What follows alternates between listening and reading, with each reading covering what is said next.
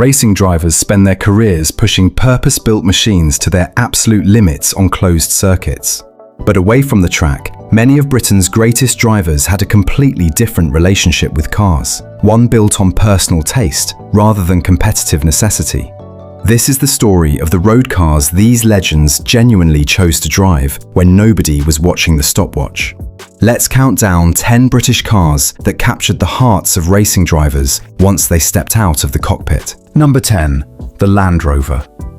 Jim Clark, widely regarded as one of the finest drivers Britain ever produced, split his personal transport between raw performance and genuine practicality. Alongside a Porsche, Clark also drove a Land Rover, using it for everyday life on his family's Berwickshire farm. For a driver capable of extraordinary precision at racing speeds, the Land Rover represented something refreshingly different, honest, unglamorous, and built for genuine agricultural work rather than competitive glory of any kind. Number 9. The Lotus Elite. Colin Chapman, Lotus's founder and one of motorsport's most influential engineering minds, built his personal driving philosophy around the same lightweight principles that defined his racing cars. The Lotus Elite embodied this approach perfectly, a fiberglass monocoque road car that felt genuinely connected to his competition machinery.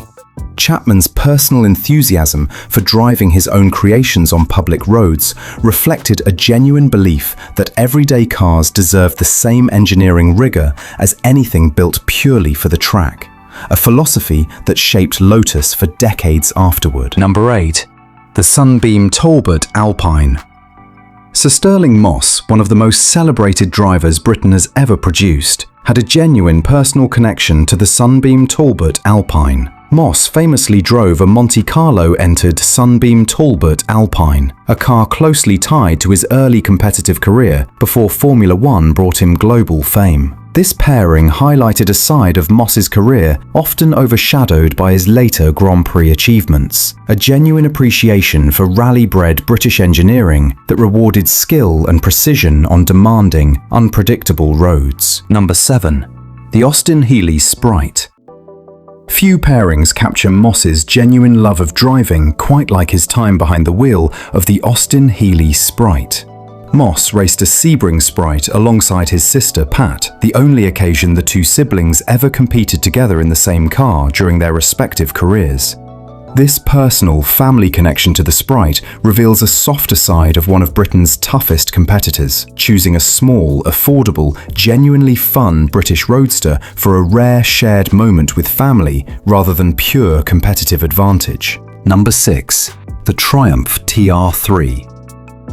Before Formula One brought him worldwide recognition, Jim Clark owned a Triumph TR3 purchased directly from a Scottish motor show. Clark used the TR3 principally as a genuine road car, though he also competed with it occasionally, including hill climb events near his home in Scotland. This early ownership reveals how Clark's relationship with cars began long before his legendary racing career, choosing an accessible, genuinely enjoyable British sports car that let him experience driving purely for pleasure rather than competitive necessity. Number 5. The Jaguar D-Type.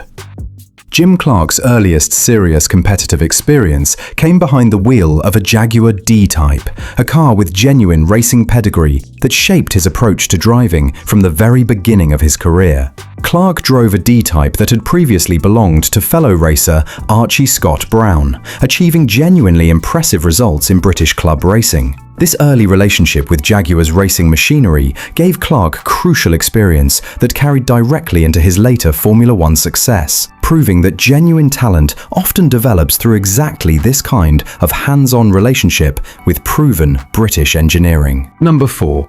The Aston Martin DBR1.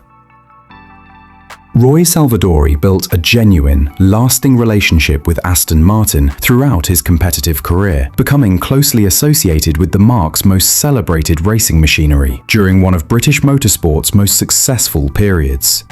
His personal connection to Aston Martin extended well beyond the racetrack, reflecting genuine admiration for the marque's combination of elegant design and serious competitive capability, a pairing that helped cement Aston Martin's reputation among Britain's motorsport elite during this era. Number 3. The Jaguar E-Type.